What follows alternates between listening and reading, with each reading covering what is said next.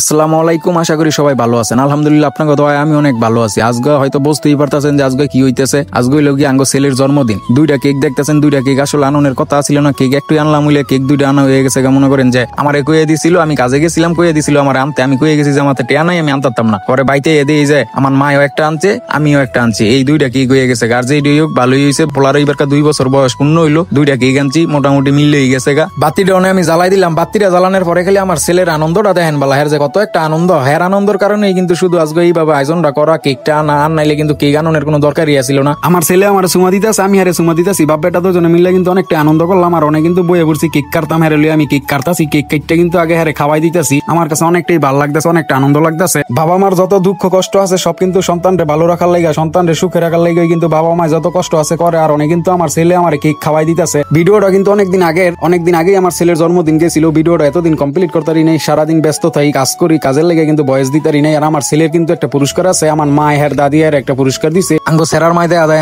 খারি আঙ্গ বাপ্পেটা দুজনের আনন্দ দেখতেছে। আর এই যে হের দাদি আর একটা গেঞ্জি দিছে, গেঞ্জিটা এতন যে গেঞ্জিটা পিন্দন দেখছেন, এই গেঞ্জিটাই কিন্তু হেরে জন্মদিন হিসাবে গিফট করছে। আর আঙ্গ বাপ্পেটা দুজনের জন্য সবাই দোয়া করবেন। আর এই ছোট ভাইটারে ভালোবাসা ফলো দিয়া আপনাদের সবার পাশে রাখবেন।